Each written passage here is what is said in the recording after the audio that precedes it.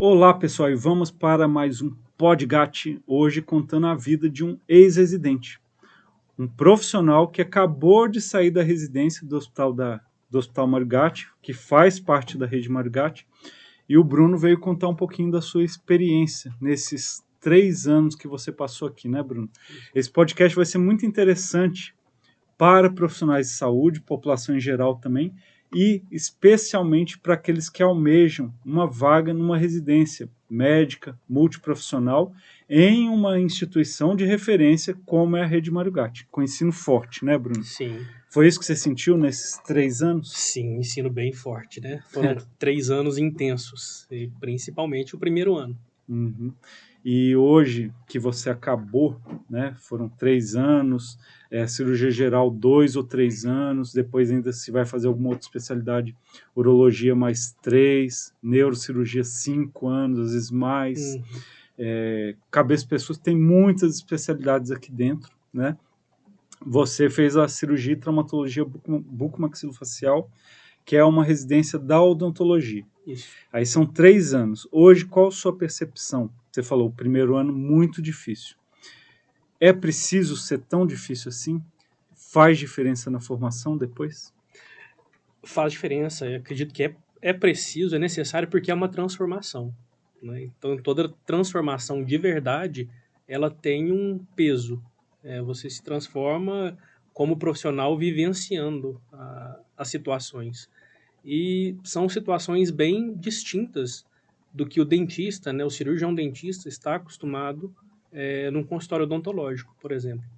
A responsabilidade de saber lidar com uma pessoa que chega com um trauma, por exemplo, e você ser responsável, né? Ou seja, o R1 ele está obviamente acompanhado por uma equipe, mas é o residente que vai receber aquele paciente É que está primeiro, mais presente, né, o que tempo vai todo, né? fazer o primeiro atendimento, as primeiras suturas, saber se pode internar. Então, isso sim, isso é transformador. É algo. Você, especificamente, saiu de que realidade para vir para a residência de cirurgia bucomaxilofacial? Eu sou também endodontista, né? Eu sou especialista em endodontia. Eu acho que para que as pessoas entendam, eu precisaria falar um pouco da minha formação. Eu me formei na Universidade Federal de Alfenas em 2007 e sempre gostei de cirurgia, mas assim, eu sempre achei cirurgia uma coisa um pouco difícil, assim. Eu gostava, mas eu me formei e fiz 2 anos de aperfeiçoamento de cirurgia oral menor. Foi com o pessoal da UFMG na minha cidade. Que é tirar siso, Tirar fazer pequenas siso, biópsias, esse né? procedimento Cirurgias menores. ambulatorial. Uhum. Fiquei por um tempo. Tentei a prova do Mário Gatti quando eu me formei, mas assim, eu não estava muito preparado. A prova de seleção da residência, ela é bem, vamos dizer assim, difícil, né? Bem seletiva E mesmo, concorrida, né? concorrida. E aí, em 2014, eu comecei uma especialização em endodontia, que é uma área que eu gosto também, mas não é, vamos dizer assim, a minha paixão. E atuei como endodontista um tempo. E em 2018, eu resolvi fazer a prova tentar de novo, né, a prova para residência, mas eu queria residência, esse era o meu foco. Eu poderia, nada contra, assim, especialização, por exemplo, mas eu queria vivenciar a rotina de um hospital. Tentei a prova aqui, tentei na Universidade de Uberlândia também, na Federal. E passei em 2021, no 2021 para Quer 22. dizer, você teve um tempo de preparo aí longo, né? Sim, sim, eu tentei 3 vezes, né, depois. E aí Deu consegui. certo, Deu certo. sucesso. Isso. E você tocou num assunto que até é um pouco espinhoso, você mesmo disse, né?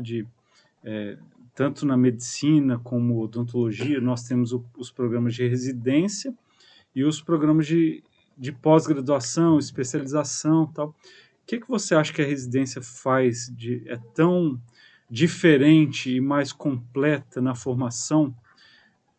O que você pontua como fundamental para essa diferença que a residência permite ao aluno?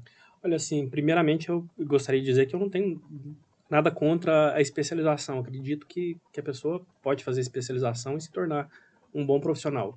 Mas para mim, né, na minha concepção, a gente falou de transformação.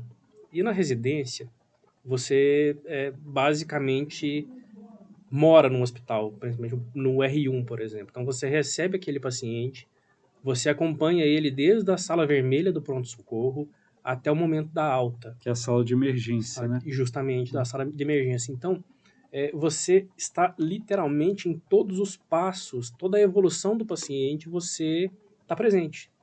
E de uma forma muito intensa.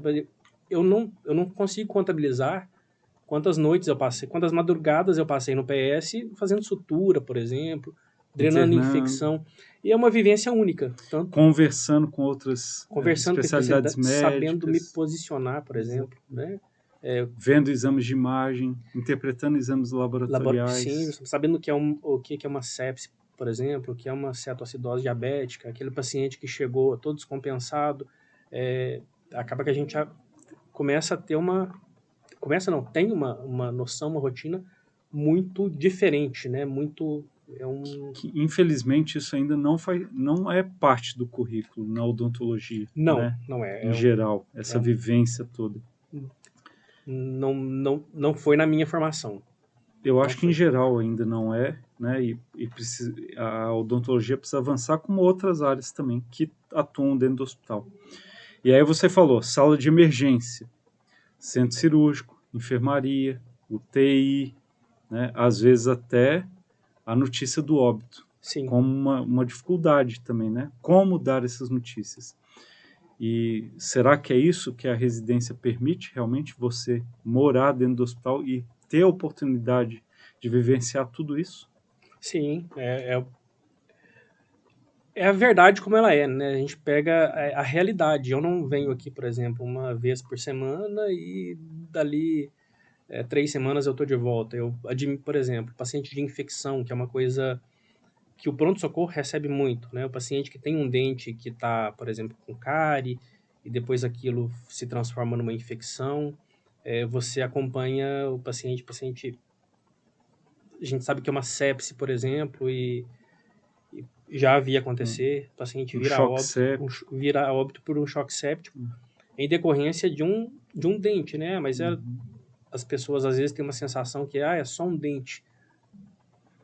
Aqui nós sabemos que a nossa casuística mostra que, por ser um hospital referência, que o número de casos de infecções graves não é tão infrequente e que, às vezes, mesmo uma infecção que está localizada aqui, né, com comprometimento de via aérea em algum momento, lembrar que a gente respira por aqui, né? Esse paciente, mesmo que você faça todas as medidas iniciais, ele pode ir para a UTI e pode ir a óbito. Evolui para óbito por sepse, né? Sepse é uma doença que ainda mata muito no mundo inteiro. E eu me lembro que nós já entramos em cirurgia juntos. Sim, me lembro de uma paciente que veio referenciada de outro hospital. Exatamente. E nós tivemos um óbito após isso. Né? Porque além da gravidade, né, da paciente, a gente, por exemplo, faz a drenagem, mas depois o paciente ele vai enfrentar uma outra batalha, né, que é a batalha da inflamação. Exatamente. E nós uma outra batalha. Primeira coisa, como é que você, a primeira vez que teve um evento de óbito de um paciente que estava sob os seus cuidados também, né, de uma equipe toda de anestesista, às vezes cirurgia geral, né, normalmente são pacientes de infecção, mas os pacientes de trauma também, Sim. Óbito ou sequelas muito graves. Como é que foi para sua cabeça isso? Eu acho que é uma das situações mais impactantes. Eu já tive, sim. Eu lembro que uma das vezes foi um caso, foi com um senhor que a gente precisou dar uma notícia para a família. E assim, a gente aprende, né? A gente tem que entender que a gente está dando a notícia para um familiar muito próximo, para um ente querido, e aquilo, você imagina. Às vezes é difícil. Como que alguém estaria dando essa notícia para minha mãe, para minha, sabe? Você sempre foi uma pessoa muito iluminada, Bruno, assim, de saber lidar com muita humanidade, com profissionais, pacientes, tudo. Até por isso que eu te chamei aqui hoje, por essa diferenciação como ser humano. Essa notícia óbito é terrível, né? Terrível para quem está lá, para quem está para cá desse lado também, né?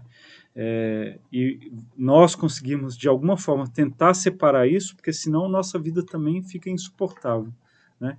Então, essa questão da humanidade é muito importante, mas essa separação também, ela tem sempre que ser muito bem trabalhada, né? Sim, não levar isso para casa, né? Tentar É não levar. difícil, né? É Tem difícil. caso que não dá, por exemplo, um óbito, às vezes o paciente chega, o estado dele é tão crítico, mas às vezes ele chega consciente, né, sabendo que está no hospital, e o paciente evolui para um óbito e a gente fica assim, né, meu Deus, aconteceu. E para o dentista, eu trabalhei de 2007 eu me formei em 2007 até 2022, eu nunca precisei dar uma notícia de óbito no meu consultório, graças a Deus. Não E é normal não isso, é né? isso, não é normal. E a gente passa para essa situação. Então isso é um baque imenso. Só para as pessoas entenderem, dentro do hospital desse porte, que atende 43 municípios, em que uma cidade que há muito trauma e muita infecção, que vem dos 43 municípios, é uma área gigantesca. São milhões, acho que são mais de 5 milhões de pessoas total. É complicado, né? Então, são muitos casos, a casuística acaba sendo grande e o número de óbitos também, né? E aí vamos falar um pouquinho, a infecção em si, eu acho que já deu para chamar a atenção de que é assim, para os profissionais de saúde, para os pacientes, infecção em região de boca, amígdala, seio maxilar e dente principalmente, que é o mais frequente aqui. Não bobear, né? Não. Por quê?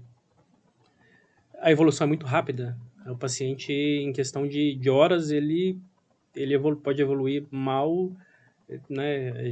Nós fazemos a nossa parte, que é a drenagem, mas a gente depende muito da capacidade desse organismo de responder.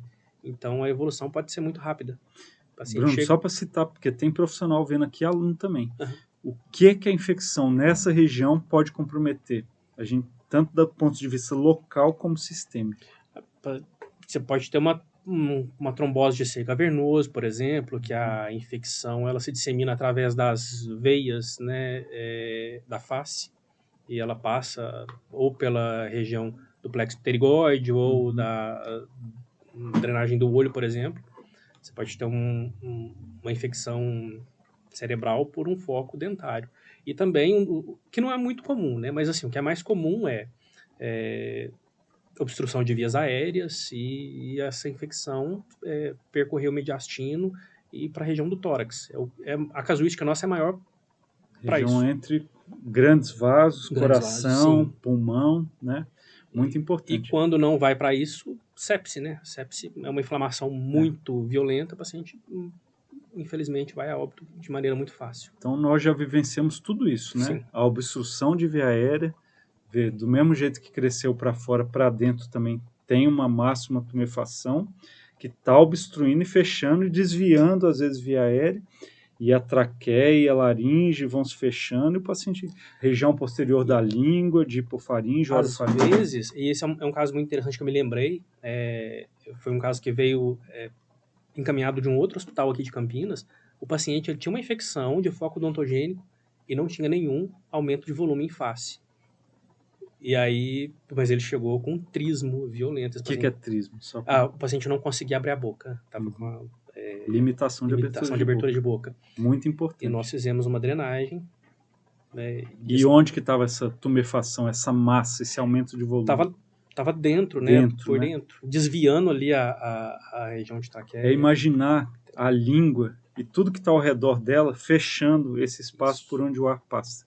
E o paciente não conseguir respirar.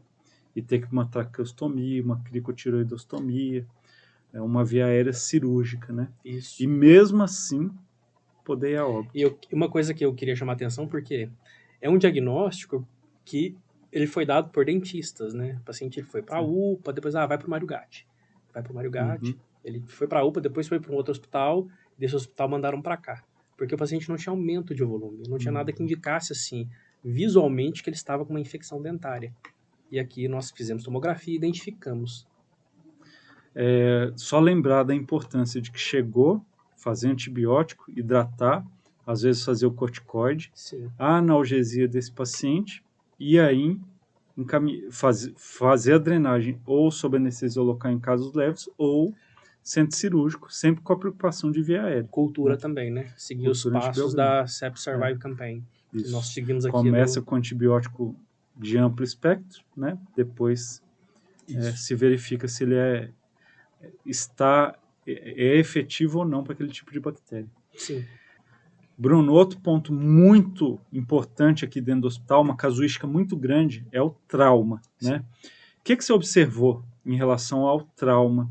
A gente atende a especialidade de bucomaxilofacial a essa região da face, né? Daqui da região superior do Sim. frontal até a região dioide.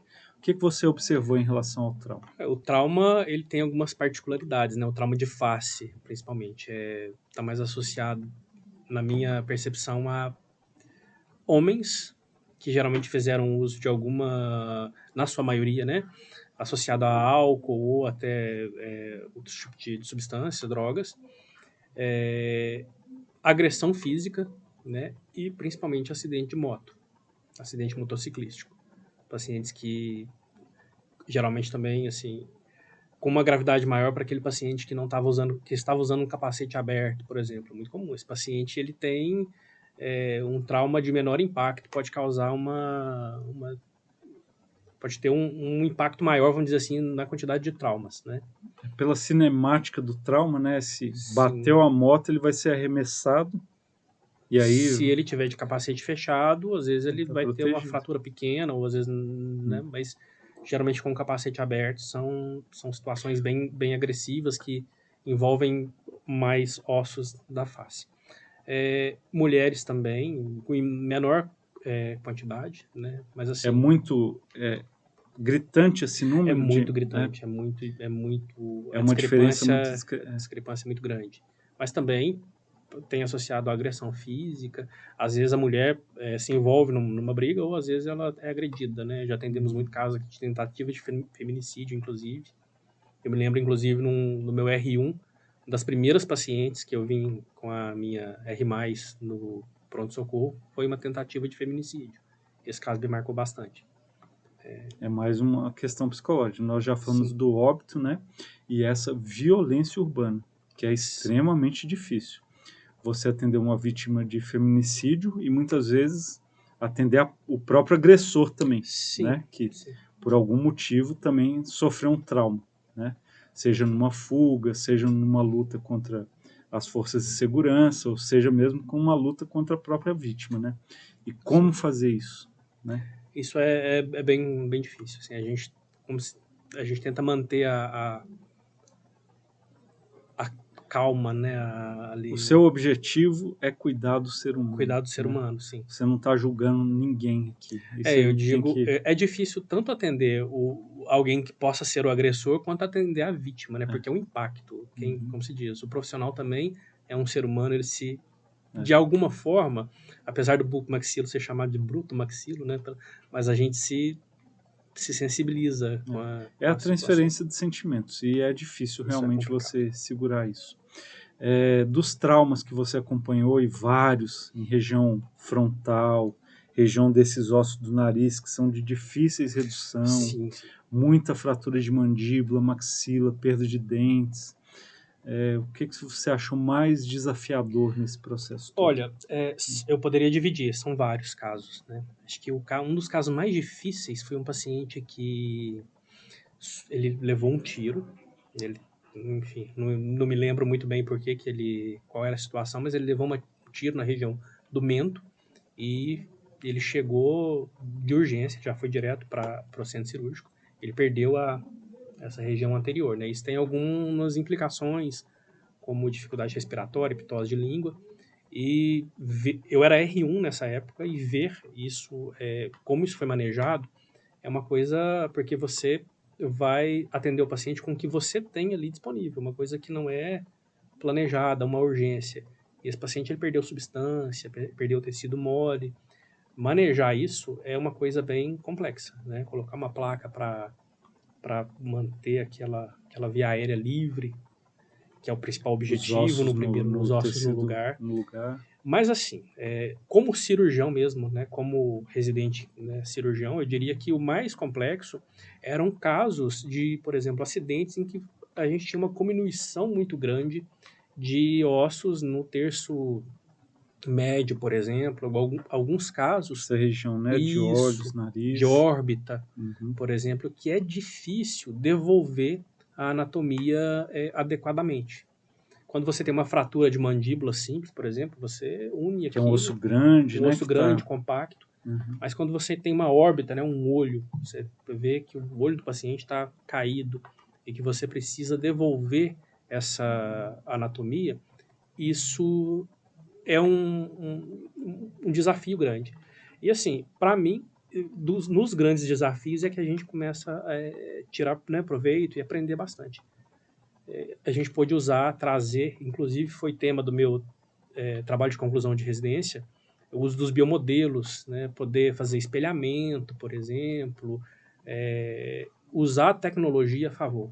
Acredito que isso proporciona para nós uma solução para casos que antigamente seriam sequelas, com certeza. Uhum. Se a gente pega, por exemplo, um paciente com fratura de zigoma, órbita, com essa região toda diminuída, e você não tem uma margem, né? Não tem Você não tem uma ideia, a anatomia está tão tão alterada e alterada você não tem um local, um espelho realmente para ver. para Era assim, isso. algum ponto anatômico de referência que esteja disponível, porque para as pessoas entenderem, às vezes são pecinhas de quebra-cabeça, o osso está tão Muito cominuído, está pequeno. tão pequenos pedaços que você não tem, é impossível juntar aquilo ali.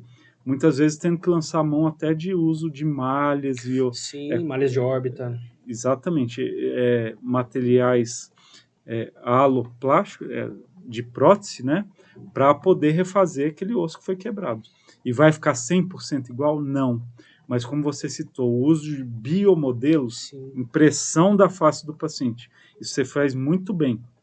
Pegando o olho bom, espelhando do outro mudando. lado, já moldando a placa antes, indo para a cirurgia com aquele detalhe anatômico já feito, isso melhorou muito, né? Sim, isso. Você tem uma possibilidade de devolver não só a função, né? O paciente, para quem, por exemplo, quando você tem uma fratura, explicando para as pessoas, e o olho muda de posição, o paciente começa a enxergar duplo, a diplopia. Quando você consegue devolver essa posição, você devolve qualidade de vida para o paciente. E não só função, né? Eu digo assim, esse paciente ele vai ficar menos deformado possível, então ele pode, inclusive, depois levar uma vida normal. Assim, Você então, chegou a acompanhar nesses 3 anos alguns pacientes de longa data aqui do Margatti, que sim, foram operados há 30 anos sim, aproximadamente, e ainda vêm aqui, e você observou sequelas muito sim. graves, né? Que hoje em dia possivelmente você não observou nem nos pacientes mais graves, que normalmente são aqueles vítimas de ferimentos por projeto de arma de fogo, né? Sim, com certeza. Eu atendi uns 2 ou 3 pacientes que são assim, talvez desde a época da fundação do serviço. Uhum. O que acontece, né? Se a gente pega ali 1990, por exemplo, final de 89, que nós temos a introdução das placas de fixação. Antigamente as cirurgias eram feitas com o uso de fios de aço, por exemplo, e nem tomografia se existia, né? Então a tecnologia, ainda bem, né, eu pude estar presente nesse momento, que a tecnologia ela veio para nos beneficiar, e quando a gente tem ali uma tomografia, um modelo em 3D, mesmo que seja no computador, a gente consegue delimitar corretamente a posição que aquele osso deveria estar e trazer uma devolução de função. Isso, sem dúvida nenhuma, vai trazer um sucesso, né, maior. E muitas vezes, Bruno, inclusive dobrar essas placas Sim, antes da cirurgia, são placas rígidas, duras, né? sim. E para fazer essa dobradura durante o procedimento, você leva aí 1h30, 2 horas a mais de anestesia geral. A literatura fala isso mesmo, 1h30. Né? 1h30 Você de. fazendo isso antes, você tem um ganho. Tem um ganho, e assim, por exemplo, se eu dobro uma placa no modelo, eu posso inclusive fazer um acesso intraoral. Eu não preciso necessariamente fazer um Cortar o acesso paciente por extraoral fora. e ter risco ali de nervos, né, facial, por exemplo. Eu posso ter uma Uma previsibilidade muito previsibilidade maior e uma maior. cirurgia menor e com alta mais rápida dos pacientes. Quer Sim, dizer, isso aparentemente, né, mas o seu trabalho confirmou, isso gera um custo de investimento muito baixo para os serviços, frente ao ganho em curto espaço de tempo. Você não precisa nem Economia, né? esperar muito tempo. A economia é O grande. que acontece? Muitas vezes, esse trabalho de pré-dobragem de placa, nós fazemos, por exemplo, um paciente idoso com uma mandíbula atrófica. Esse paciente é um paciente que tem um risco maior pela idade, né? E com certeza, Comorbidades comorbidades, ele tem um associadas. risco maior de trombose, Uhum. por exemplo, né? E a gente diminui ali 1h30, 2 horas de cirurgia fazendo essa pré-dobragem no modelo, fora da boca do paciente. Então, chega a cirurgia, a gente só coloca ali e o osso já vai para a posição Até que ele ajuda, precisa. né? E assim, isso tem um impacto realmente positivo. Além da diminuir o risco de infecção e como se diz, o que o organismo dessa pessoa vai sofrer para se recuperar, né? Uhum. Menos 1h30 manipulando tecido, causando inflamação, Sob efeito de medicação anestésica, sob tudo efeito isso. de medicamento. Isso, justamente. Eu Então, me lembro de um caso, quando a gente fala de paciente idoso, a gente só opera, né, esse paciente, a gente sempre coloca na balança. Uhum. E realmente vale a pena operar, é necessário fazer essa cirurgia. E eu me lembro de um caso de fratura de mandíbula atrófica e a paciente desenvolveu um trombo e não estava saturando bem sem o O2, O oxigênio. sem o oxigênio. Né? E essa paciente depois precisou ficar mais um tempo no hospital porque ela tinha formado um trombo e esse trombo se deslocou para o pulmão. E Ela aí, fez uma tromboembolia pulmonar. Isso. Mas assim, são coisas que podem acontecer pela idade, né, do paciente. Todo paciente, com qualquer pessoa, né, não só pela idade, Qualquer mas paciente, pelo próprio trauma. a Né? idade, Mas a ela idade é um fator que de influencia risco. muito. Importante, né? A gente já vê aí que a evolução já está dentro do serviço, ainda se carece de algum tipo de investimento para não depender também do que a gente muitas vezes faz fora, né? Sim. Os modelos, impressão, tudo isso, às vezes até com custeamento da própria equipe, Sim, né? sim. Em prol da ciência também. Nós também temos interesse nesse aprendizado e poder mostrar a eficiência de tudo isso, né? E aí nós falamos de trauma, com uma casuística enorme. Um hospital recebendo pacientes de 43 municípios. Aqui nós temos outras especialidades que também atendem trauma, tumor. Então é uma briga por leito, é uma briga por horário em centro cirúrgico. E enquanto nós tivermos esses números altos de trauma, nós conseguimos operar menos outras patologias. Cirurgias, né? tumores, cirurgias ortognáticas. A gente tem que lembrar que muitas vezes a bucomaxila atende em conjunto. O paciente da buco é o paciente da ortopedia, é o paciente da neuro também, porque o paciente... Traumatismo cranioencefálico está justamente. associado. Cirurgia geral, nós temos Sim. lesões em pulmão, lesão em tórax, às vezes bacia, então abdômen. É muito comum isso, na verdade, né? E aí até para aqueles que estão esperando, você vai falar de ortognática agora um pouco, aqueles que aguardam a cirurgia, tem uma fila para isso e tal, e às vezes falam, nossa, mas está demorando demais para me chamar. Eles não estão fazendo ou passar alguém na frente, e é o trauma, né? que está impedindo a chamada desses pacientes, porque o trauma é uma epidemia velada, é o elefante na sala do qual ninguém fala. Todo mundo falou muito de Covid, muito, muito, muito. As pessoas ficavam em casa, preveniam, e você não via trauma chegar aqui nessa época. Aí a pandemia passou, o trauma voltou com tudo, como já era anteriormente, e nós não falamos muito disso, né? De forma muito tímida hoje em dia. Mas é uma epidemia, né? É uma epidemia. E a gente tem que entender também que, assim, o trauma aumenta, né? E nós temos também aquele paciente que sofreu um AVC, aquele paciente que tem uma diverticulite, que chega na verdade. Nós vemos isso porque nós ficamos na sala vermelha, nós acompanhamos isso chegar o tempo inteiro. Né? O Mário Gatti recebe os pacientes de trauma da buco porque nós somos a referência nas 43 cidades. Basicamente é o Mário Gatti que atende todo trauma de face dessa, não só de face, mas estou dizendo especificamente da buco.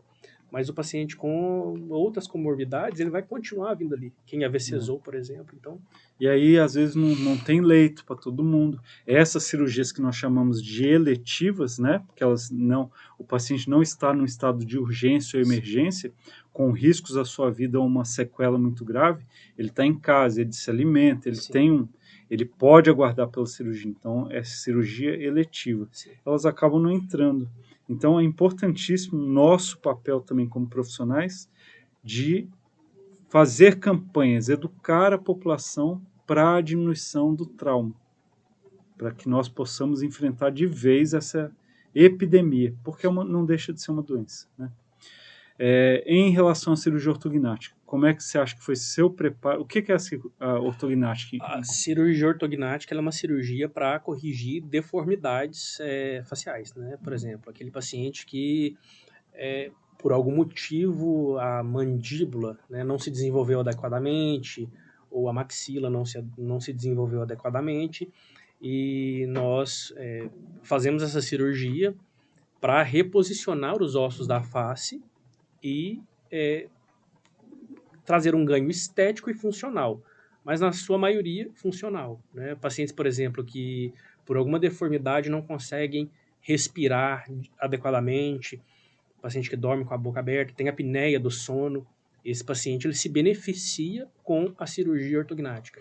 O que seria essa deformidade, Bruno? Essa palavra é pesada, né? Essa palavra eu sou deformado, eu sou deformado, né? Deformidade, eu diria assim, que é tudo que como é que a gente poderia definir? É aquele osso que não está num local que deveria, ou às vezes ele é menor do que ele precisaria ser, porque existem padrões, né? Vamos dizer assim, existe um padrão de normalidade que o sistema estomatognático, né? A boca, o maxilar e a parte superior da maxila, né? E a mandíbula, elas deveriam ser, para que as pessoas entendam, né? A pessoa às vezes fala maxilar superior e inferior, mas é a mandíbula e a maxila. E por algum motivo esse osso ele não está onde ele deveria estar. Às vezes o paciente ele tem uma mordida em que ele morde com os dentes de baixo muito para frente, ou às vezes ao contrário, Você né? dá um exemplo do goleiro Cássio. Do goleiro Cássio, por exemplo, que é um paciente classe 3, por exemplo. Classe 3. A mandíbula para frente. A mandíbula para frente. A maxila para trás e a mandíbula muito para frente. Então, você tem que corrigir isso cirurgicamente. Se não Noel Rosa, por exemplo. Noel Rosa, isso. Talvez os mais novos não vão saber quem é, mas é o queixinho lá atrás, já quase que pescoço e boca uma linha só, né? Então, esse paciente, a gente considera, né, a literatura, vamos dizer, considera que esse paciente tem uma deformidade, porque aquele osso não está onde ele deveria estar. E a gente fala deformidade também porque, muitas vezes, esse paciente ele tem uma alteração de função, né? Eu falei, o paciente que não respira adequadamente, não mastiga. O paciente classe 3, muitas vezes não batem de forma adequada. Né? Muitas vezes ele não consegue triturar esse alimento de forma adequada, então ele pode desenvolver também problemas estomacais. Por que um Noel Rosa talvez não respirasse direito e tivesse apneia do sono? Possivelmente, no caso dele, pela posição da mandíbula, né? Muito para trás. Muito para trás, e aquela musculatura, né, o ocioide, por exemplo, fica todo... Língua caída mais retrusa, fechando via aérea na região posterior. Não respira adequadamente. E quando os casos que você operou, tanto de classe 2, que é a mandíbula muito para trás, isso. Tanto aqueles de classe 3, mas que a maxila era muito para trás, não era nem a mandíbula que era muito para frente, mas a parte superior muito para trás, fechando lá na região da nasofaringe, da orofaringe, né, dificultando a passagem do ar pelo nariz também. O que você notou em relação à cirurgia ortognática? Assim, em todos os casos, os pacientes relatam uma melhora assim absurda, né? O paciente, eu não conseguia dormir.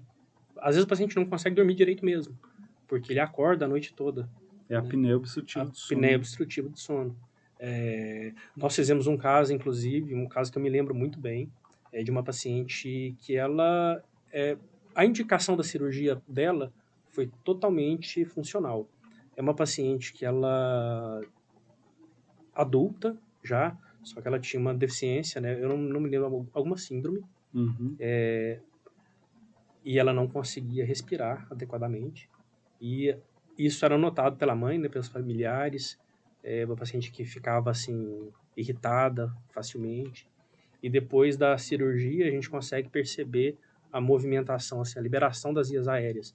Esse caso foi muito gratificante, porque a gente mudou bastante a qualidade de vida Porque dessa a paciente. própria família relata, A né? própria família Parou de relata. roncar, dorme Sim, melhor a noite toda, né? A mastigação melhorou muito, né? Hoje em dia, nós falamos aí funcional, funcional, funcional. A autoestima pode ser funcional também? olha, a autoestima ela vai se modificar completamente, né? Assim, pelo menos os pacientes relatam isso para nós. Porque quando a gente fala o termo deformidade, né? A maxila para trás, por exemplo, a maxila ela não se desenvolveu. Aquele osso ele não teve um desenvolvimento adequado, então aquele paciente ele tem uma certa alteração estética muito notável, assim. Você bate o olho, você percebe, né? Paciente com queixo para frente. Então, assim, isso acaba sendo motivo de bullying, por exemplo, quando a gente fala de pacientes principalmente pacientes mais novos, né? E a cirurgia, ela altera. Quando você altera a autoestima, possivelmente você deve estar alterando também o desempenho funcional social dessa Sim, pessoa, né? sim, sem dúvida nenhuma. Ela ter uma autoestima mais bem trabalhada, elevada, certamente vai interferir nos seus relacionamentos Sim, pessoais, profissionais, tudo isso. claro. Então, por isso que hoje em dia esse quesito de ser uma cirurgia funcional, mas a estética ficar um pouco de lado, eu acho que a estética entra totalmente junto também como quesito de indicação da cirurgia, porque vai mexer na função chamada autoestima, né? Sim, sem dúvida. E hoje, fora da residência, foram 3 anos aqui e nós citamos tanta coisa, e a bucomaxilo faz muito mais que isso, você sabe, né? Mas nós citamos aqui infecção, trauma e cirurgia ortognática. Já é muita coisa, mas tem muito além disso, né? Além do ensino, que prepara profissionais que vão trabalhar no Brasil inteiro e também no exterior. Nós temos um ex-residente aqui que mora na Espanha. Espanha, né, e trabalha lá. E no Brasil inteiro, praticamente todos os estados. Né, um serviço que tem mais de 30 anos de história da residência de cirurgia bucomaxilofacial e de outras especialidades ainda mais. Né? Como é que você vê hoje em dia, já no mercado, esse preparo e a importância de ter isso no SUS? Bom, eu posso dizer, eu trabalhei quase 10 anos depois, né, de formado. Eu não vim para a residência imediatamente. Então, a minha percepção, depois de ter passado por esses 3 anos de residência, é que a residência ela te deixa muito preparado para as rotinas do dia a dia. Eu me lembro quando eu estava atendendo um paciente, por exemplo, fazendo uma extração dentária. E eu tive uma hemorragia hemorragia assim, Antes da antes da residência, residência. Um sangramento meio que fora do comum. na sua cabeça naquela época, um Era algo sangramento. assim, totalmente absurdo. Eu falei, meu Deus do céu. E eu consegui conduzir muito bem com os conhecimentos que eu tinha. Fiz tamponamento, o que deveria ser feito. Mas a residência me trouxe um preparo, assim, de encarar coisas que acontecem. Talvez aquilo ali hoje para você não fosse nem Não, esse termo você nem usaria, uma hemorragia, né? porque hemorragia é algo mais grave, né? Mas assim, aquele sangramento, na minha cabeça, né, na época, profuso, e Uma hoje atuação mais eficaz ali, eu imediata, fiz o que né? precisava ser feito, porque eu tinha um conhecimento para aquilo, mas eu fiquei assim, eu não confesso que aquilo me deixou muito preocupado. Mas que hoje, com a formação que a gente tem na residência, isso é o que acontece no dia a dia, né? E a gente trabalha com mais tranquilidade, com bastante, sendo bem pontual no que precisa ser. Eu fico muito feliz, Bruno, porque esse feedback, né, dos residentes em geral do serviço, a gente já entrevistou aqui uma nutricionista, uma enfermeira, você agora da parte de odontologia, em breve algum médico de uma especialidade médica também, e todos com esse feedback, esse retorno para a gente de que o serviço os formou muito bem e que estão absolutamente preparados para atuar lá fora. E nós observamos isso também porque a cada ano o número de inscritos aumenta também. E isso nos faz refletir sobre um possível reconhecimento da qualidade de ensino do serviço, né? E outro ponto, que o serviço de formação, muitos pacientes às vezes veem como, mas aquele hospital é aluno que vai operar, não sei, e alguns comentários jocosos ou com desconfiança em relação a isso, e é justamente o contrário, né? É um hospital que está na vanguarda da ciência, os residentes ajudam a trazer isso, você é prova viva disso, trazendo tecnologia de impressão 3D, biomodelos, fazendo trabalhos em relação a isso.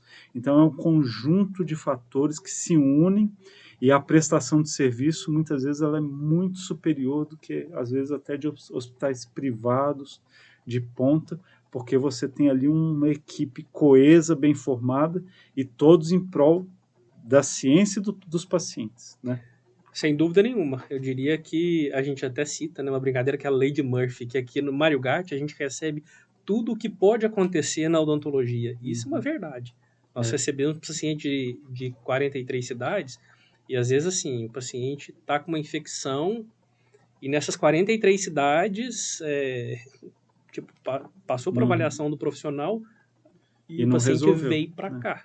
E nós resolvemos. Então, assim, é o dia a dia, né? É o que pode acontecer. Então, eu acredito que não tem condição uma pessoa passar por isso tudo e não se transformar, porque é todo dia. O trabalho ele é diário. Então, assim, a transformação também é. Última pergunta, e vai ter a participação especial da Jéssica, já de costume agora. Você chorou na residência? Eu chorei abraçado com a Neile. Eu pensei, porque assim, eu tinha consultório. E eu fiz a prova, mas quando eu vi meu nome aprovado, né, Bruno Alexandre de Oliveira Fontes, eu falei, poxa, larguei tudo e vim para cá. Você morava onde? Morava em Divinópolis, Minas Gerais.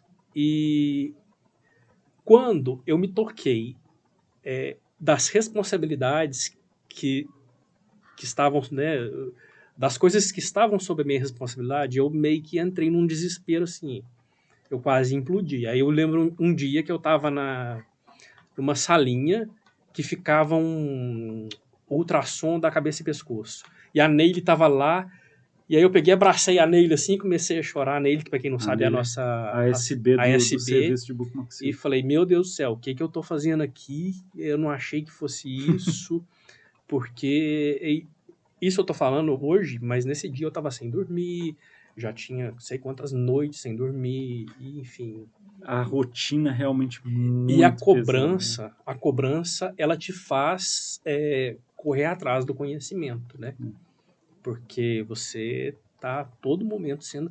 Uma vez me perguntaram assim, uma pessoa conhecida da minha cidade, em termos assim, um pouco jocoso, igual o senhor comentou mais cedo, mas tem algum tipo de avaliação nesse lugar? E aí eu respondi para essa pessoa assim, nós somos avaliados o tempo inteiro.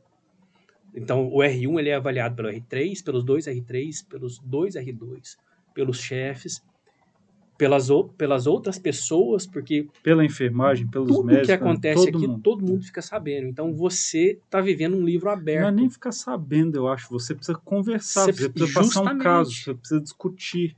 E se você não tem embasamento para isso, como é que faz? Não tem como. Uma pessoa que não tiver conhecimento, por exemplo, não consegue. E justamente por isso que eu chorei. Eu falei assim, meu Deus, o que eu tô fazendo aqui? E esse dia a Neile, não, Bruno, é assim mesmo, todo mundo passou por isso, eu tô aqui há 20 anos e tal, e realmente foi. Hoje, para mim, eu me sinto até, como se diz, uma vitória, tá? Falando que eu passei por isso. É ótimo ouvir isso. É transformador. Os novos residentes estão aí passando por isso, a gente já observa, e o desafio no dia a dia que é. Eu lembro. Eles vão uma hora também chegar naquele momento assim, falando, meu Deus. Tem um caso muito interessante que eu falo assim de transformação, que foi no meu R1. Chegou uma paciente que tomou um tiro. Na verdade, ela estava com um estilhaço na bochecha. E eu era R1, totalmente inseguro, solto ali no meio dos leões, né, vamos dizer assim. E tava essa paciente, um policial militar do lado. E aí chegou a R3, a Betânia. E o jeito que ela conversou, tipo assim, o domínio que ela tinha da situação, o conhecimento, eu falei, meu Deus, será que um dia eu vou ser uma pessoa igual ela? Tipo assim, de ter esse conhecimento, de ter essa postura, de saber o que fazer, não, pede uma toma, vamos ver, tal, tal.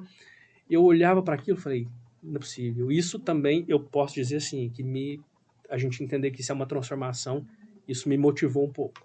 E Me nesses ajudou. 3 anos, hoje você é exatamente isso que você está citando em relação a ela, né? Jéssica, o que você tem para perguntar para o Bruno? Ele já respondeu parte da minha pergunta aí quando ele falou, mas eu ia perguntar para ele se em algum momento você pensou em desistir da residência e o que é que te motivou a não fazer isso.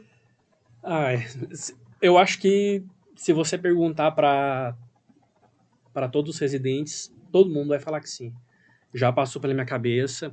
Só no R1, tá? Eu vou falar que no R2, no R3, É o primeiro ano, eu né? nunca tive esse pensamento. Mas no R1 eu tive, com certeza, esse pensamento. Não exteriorizei isso, assim. Foi possivelmente no dia que eu chorei, mas pela quantidade, né? Pela cobrança, que é imensa. A cobrança, assim, a cobrança no geral, né? Do R1 mesmo. O R1 ele toma conta de tudo. Dos papéis, prepara assistente cirúrgico, e isso me...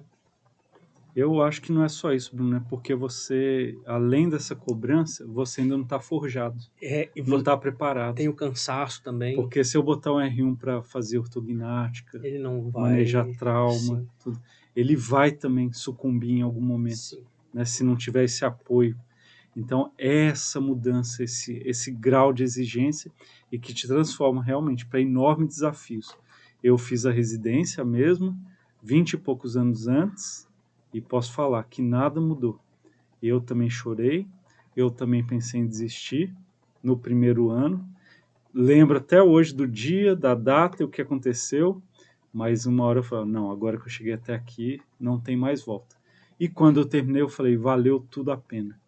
Eu acho que é o mesmo sentimento que você tem. E o que me motivou a continuar é que, assim, era uma coisa que eu queria muito. Eu desejei muito estar no Mario Gatti. E quando eu pensei em desistir, pensei, pô, cara, você tá no Mario Gatti, você vai desistir de uma residência que as pessoas vêm do Brasil inteiro para tentar a prova aqui, não tem condição. Tipo, aí engoli o choro e falei, vamos que vamos. E uma hora, tudo tem um fim, né? Até o sofrimento acaba uma hora. É isso aí. Tem mais alguma pergunta, Jéssica? Tenho, mas eu não sei se eu vou saber elaborar, talvez eu possa me ajudar. Hoje em dia, a gente tem muito procedimento estético.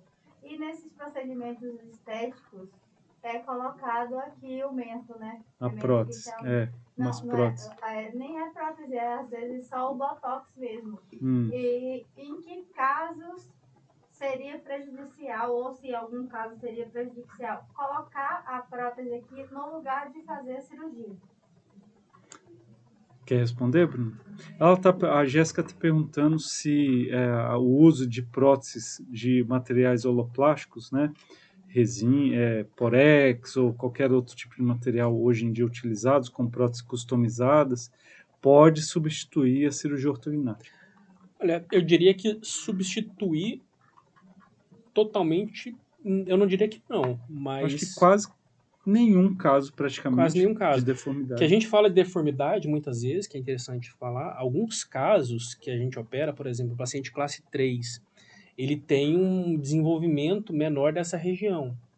E nós avançamos a maxila e muitas vezes esse paciente fica com a maçã do rosto, por exemplo, nós não, com o nosso procedimento cirúrgico, né, da ortognática, a gente não consegue avançar isso. E pode ser um caso interessante. De uso combinado. Embora isso tenha um custo muito elevado ainda. Que no hospital a gente não consegue oferecer. Que no SUS não está elencado nos procedimentos do SUS. Então, é uma realidade para o futuro, talvez, mas atualmente a ortognática, que já é um grande privilégio dos munícipes de Campinas, porque são pouquíssimos hospitais do Brasil que fazem essa cirurgia, já é realmente um fator a se comemorar ter um hospital que faça esse tipo de procedimento. Né? Porque uma coisa, acho que cada caso tem que ser avaliado, né? Porque você não vai, por exemplo, colocar uma prótese de mento num paciente que não respira direito, por exemplo. Né? Não é um profissional com uma certa responsabilidade não vai propor isso para um paciente. Mas é o que a gente vê muitas vezes hoje em dia. Nós não temos esse procedimento sendo feito por questão estética. Ele sempre tem um embasamento funcional. Sim. Tem que ter uma mordida no lugar, ou um padrão respiratório adequado. Sim. E isso indica a cirurgia. Motivos estéticos, aqui não. No SUS, não há indicação nem código para a fatura desses procedimentos. Não é possível. Maravilha. Bruno, queria que você deixasse um recado aqui, ó, nessa câmera, para os alunos, os profissionais já formados que estão estudando para a prova, sonhando com uma residência, dessa sua experiência e uma palavra aí de otimismo e perseverança, né, para chegar lá, você que é um caso típico de uma pessoa perseverante. Olha, meu recado aqui vale muito a pena, mas não deixe para amanhã. O primeiro passo e o mais difícil é começar a estudar, né? Ninguém entra nessa residência de paraquedas ou por sorte. Se a pessoa conseguiu passar numa prova, é porque essa pessoa estudou, tem conhecimento. E posso falar de mim, eu estudava entre um paciente e outro, no tempo que me sobrava, eu lia as apostilas, respondia questões, e esse é o passo principal, é o start para uma transformação. Vale muito a pena, não é fácil, eu diria que foi um dos maiores desafios que eu enfrentei na vida, foi passar por uma residência. Não passar na prova, né? Passar na residência. Passar na residência. Pela residência, né? Entrar na residência já é um desafio, mas o desafio, um dos maiores que eu tive mesmo na vida, eu posso dizer que foi estar aqui no Mário Gatti e passar por isso. Mas é algo que valeu muito a pena e que com certeza vai ter algo que transformou minha vida. Tem uma influência muito grande na pessoa, no profissional. Eu me considero, assim, por ter vivido isso tudo, olho para os pacientes com mais humanidade. É um privilégio. É um privilégio, com certeza, é um privilégio. Privilégio poder cuidar da saúde do próximo. Sem dúvida. Não é um dever somente, é um privilégio. Bruno, obrigado. Muito obrigado, valeu. Parabéns por esses anos todos, por sua conduta e agora seguir caminho adiante, né? Isso aí. Gente, está aqui a experiência de um ex-residente, já como eu disse, da enfermagem, da nutrição, agora da odontologia, e em breve falaremos com algum residente da medicina para contar essa história, a trajetória durante esse período aqui no hospital, dessa formação tão complexa, como o Bruno descreveu aqui. Não esquece de dar o like, compartilhar esse vídeo e assinar esse canal para que nós possamos cada vez mais crescer e levar informações de grande relevância em saúde para vocês. Um grande abraço, até o próximo PodGatti. Tamo ali, ó, Bruno. Tchau.